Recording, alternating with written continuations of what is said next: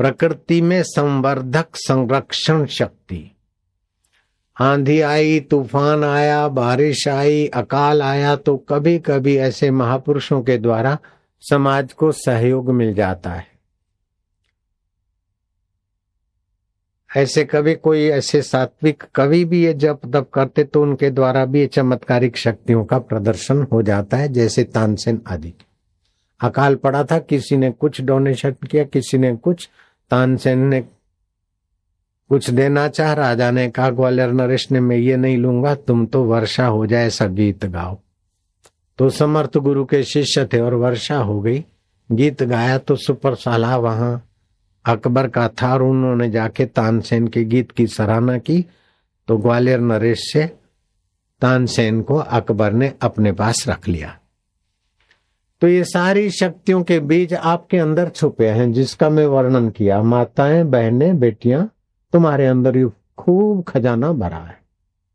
अब करना क्या है कि इसके जप की विधि जान लो तुम।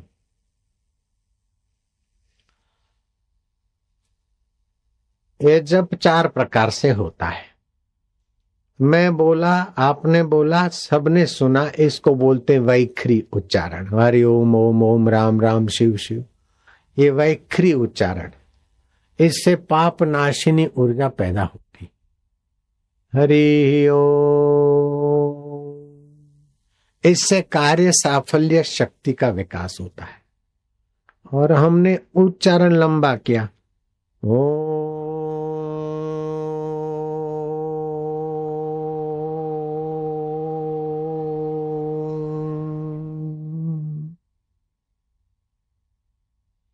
जितनी देर उच्चारण किया उतनी देर हम चुप हो गए। इसमें वो भगवतीय शक्ति, परमात्मा शक्ति की प्राप्ति में सफलता मिलती। तो हर्ष उच्चारण पापनाशिनी, दीर्घ उच्चारण साफल्यदायिनी, प्लुत उच्चारण भगवत विश्रांति। तो ये हो गया वैखरी। फिर इसमें आता है मध्यमा। हमने हरिओम हरिओम अथवा जो गुरु मंत्र जप किया, लेकिन होठों में जप कर रहे उसके अर्थ से, तो उस वैखरी से 10 गुना प्रभाव मध्यमा का होगा। और मध्यमा के पेट में पश्चंती का बीज पड़ा है। हम धीरे धीरे फिर ये जप करने के बाद हम पश्चंती में चले जाएंगे। होठ भी नहीं हिलेंगे, जीभ भी नहीं हिलेगी, कंठ आदि में जप होता रहेगा। ये करते करते ये इसके गर्भ में परावाणी पड़ी है। वो जप धीरे धीरे अंतःकरण में होगा और उसके अर्थ में हमारा चित्त लग जाएगा। भगवत सत्ता, जिसकी महिमा व्याख्या गाते गाते आज तक सभी थक गए, पूरा वर्णन नहीं कर सकते। वो परमात्मा प्रकाशित हो जाता है, प्राप्त हो जाता है। परमात्मा प्रकाशते। इसकी संख्या अगर 1 करोड़ जप हो जाए तो आपकी भाग्य की रेखाएं बदल जाएगी। 2 करोड़ हो जाए, भाग्य की रेखा क्या, आपके 12 जो ग्रह होते हैं कुंडली के, जन्म कुंडली के 12 स्थान होते हैं। अगर आपका जप 1 करोड़ हो जाता है, और जरूरी नहीं है कि आपने माला पर 1 करोड़ जप किया तब 1 करोड़, नहीं। अमावस्या को, पूर्णिमा को, तुलसी के निकट जप करते हो, अथवा तो प्रभात काल ध्यान करके शांतों के जप करते हो, तो कहीं कहीं 10 गुना, कहीं कहीं 100 गुना उसका फल गिना जाता है। सूर्य ग्रहण और चंद्र ग्रहण के समय उसका 1000 गुना, और कभी कोई ऐसा सहयोग होता है तो 1,00,000 गुना फल गिना जाता है। जब तो किए 100 और हो गया 1 करोड़। 1 माला के और 1 करोड़ जब हो गया, तो कुल मिलाकर कैसे भी आपने फायदा उठाया। और 1 करोड़ जब हो गया तो आपके जब के 1 करोड़ की संख्या से आपकी जन्म कुंडली में तन स्थान की शुद्धि हो जाएगी। अर्थात आपके स्वभाव में जो रजोगुण है, तमोगुण है, उसका शमन हो जाएगा और सात्विक गुण प्रकट होगा। और रोगों के बीज, जो बुढ़ापे में रोग आते हैं, आजकल तो लोग 20, 30, 40 साल के लोग एडमिट हो जाते, लेकिन ये जप करने वालों के रोगों के बीज नष्ट हो जाते। 70 साल के हों चाहे लीलाशाह बापू 90 साल के हों, एडमिट नहीं होंगे। रोगों के बीज नाश हो जाते, रोगों के बीज ही तो रोग पैदा करेंगे बुढ़ापे में।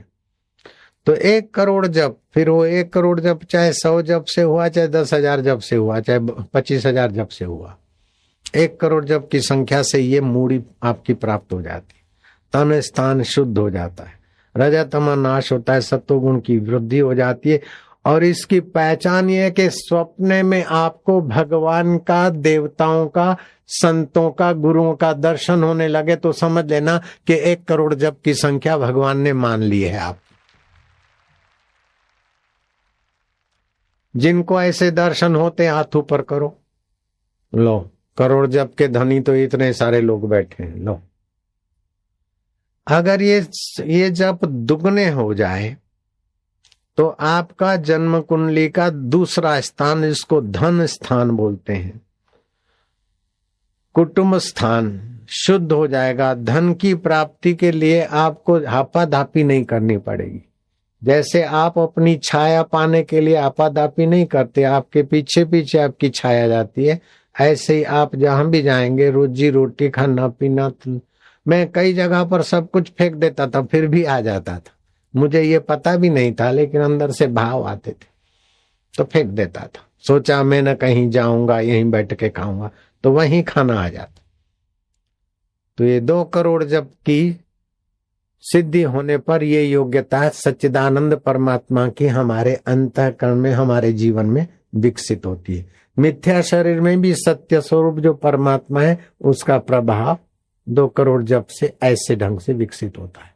जरूर नहीं है कि आप 2 करोड़ ही जप करें, हो सकता है कि एक जप आपका 10,000 में माना गया हो, कोई जप आपका लाख गुना माना गया हो। अगर 3 करोड़ 3 गुना जप होता है तो आपका जन्म कुंडली का सहज स्थान शुद्ध होता है, असाध्य कार्य आपके द्वारा साध्य होने लगेंगे और सभी लोग आपको प्रीति करने लगेंगे। आप प्रीति कर रहे हैं कि नहीं कर रहे हैं बापू को? कर रहे हैं। खाली आप इतने लाख, 2 लाख, 4 लाख जो भी हो, इतनी प्रीति कर, तो ऐसी बात नहीं। सजीव कार्यक्रम देख रहे हैं और लाखों करोड़ों करोड़ों लोग देख रहे हैं, तो आपको भी मेरे प्रति स्नेह होता होगा जो घर में देख रहे हैं। हो रहा है कि नहीं हो रहा है? हाँ, नारायण नारायण। ये आपका सहज स्थान शुद्ध होने से, जब से ये आपके अंदर परमात्मा की वे योग्यताएं चमचमाने लगती। अगर 4 गुना जप हो जाए तो आपका जन्म कुंडली में चौथा स्थान है।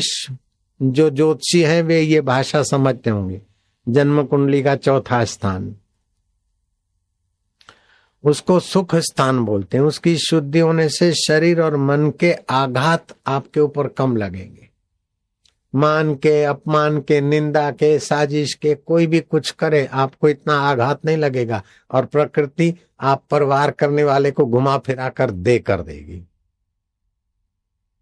इसीलिए नानक जी ने जो कहा है बिल्कुल सच्ची बात है, संत का निंदक महा हत्यारा, संत का निंदक परमेश्वर मारा, संत के निंदक की पूजे न आश, नानक संत का निंदक सदा निराश, संत का निंदक बगड़ रूप हो जाए, संत के निंदक को मिले सजाए। नानक संत भावेता ले उबा, अगर वो सुधर जाता और संत के शरण आता है तो संत फिर उसको अपनी कृपा से उद्धार भी कर लेते। तो ये 4 गुना जप करने से ये योग्यताएं आपकी संतत्व की विकसित हो जाती है।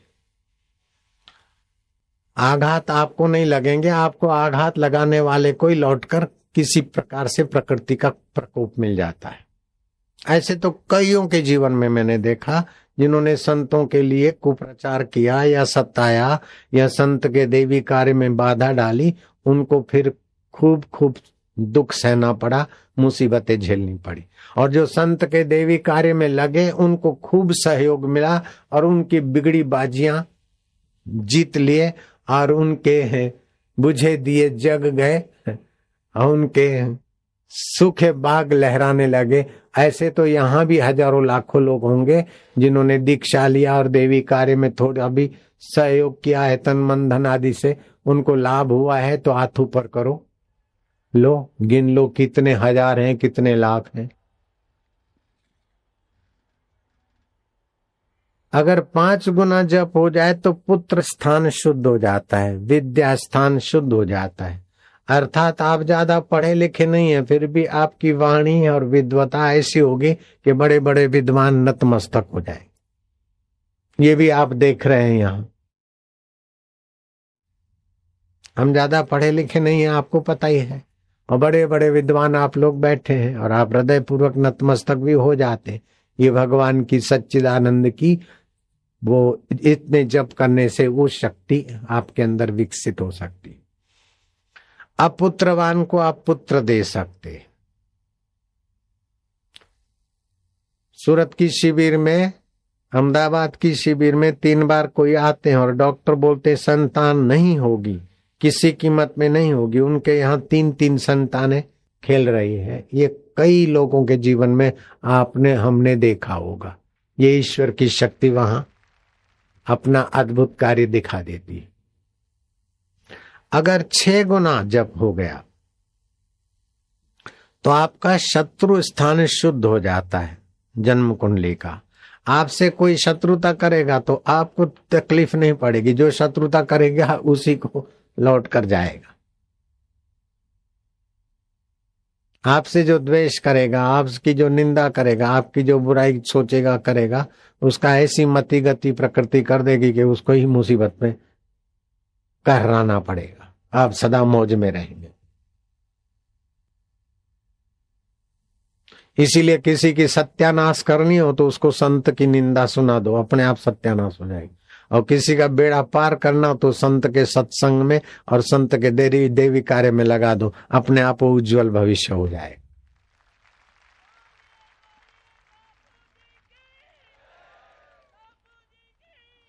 शांति।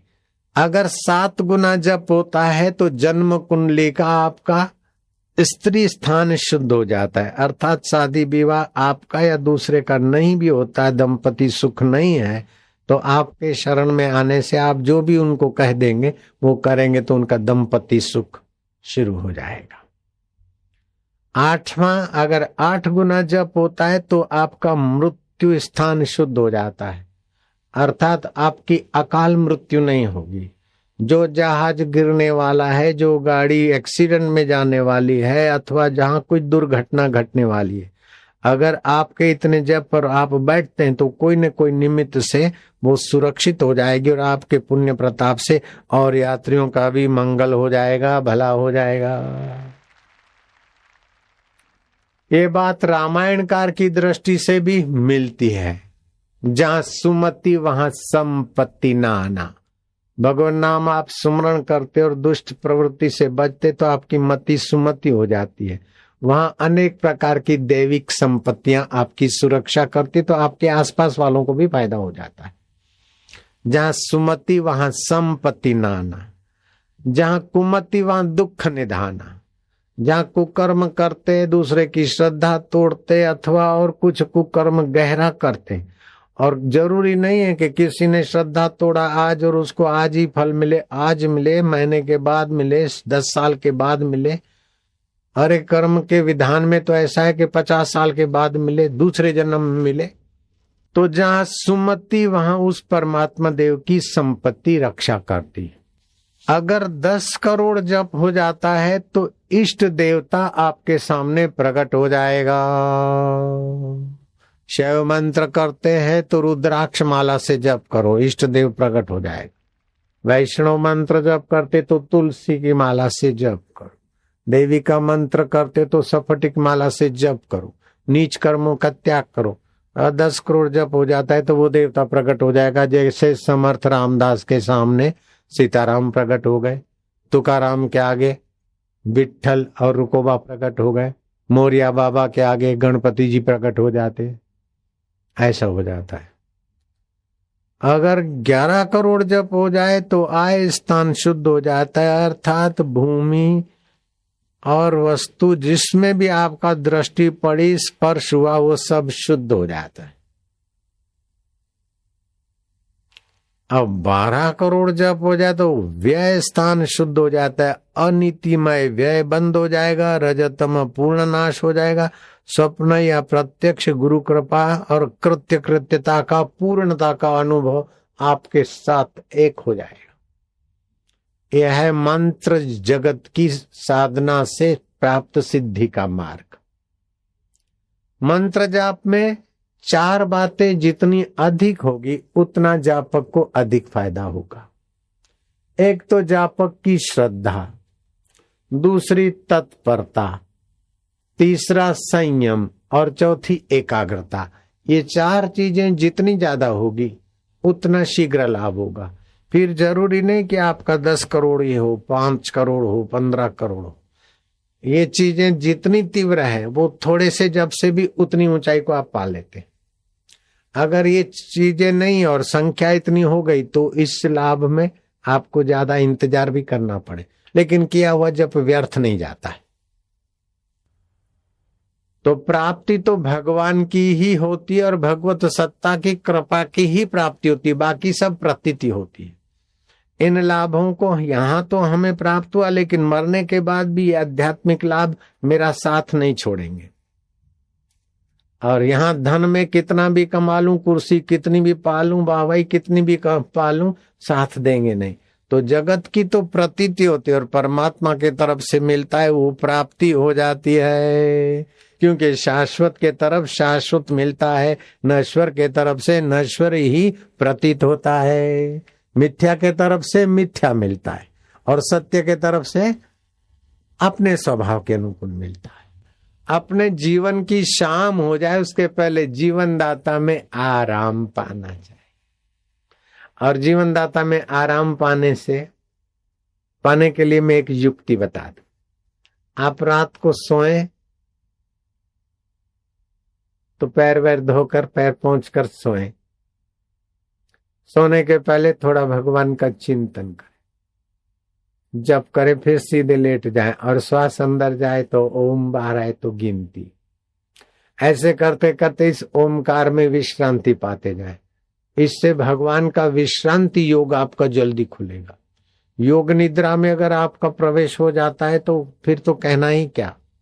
जैसे भगवान नारायण संकल्प मात्र से पूर्ति कर देते, ऐसे ही उस विश्रांति योग से आपके अंदर की योग्यताएं विकसित होगी। लेट गए और भगवान का नाम श्वासोश्वास में सुमरण करते करते आप सो गए। सुबह उठे तो चुप हो गए, मैं भगवान का हूं, भगवान मेरे। इतना इतना करने से वो फायदा नहीं होता जितना भगवान का होकर भगवान के लिए करने से फायदा होता है।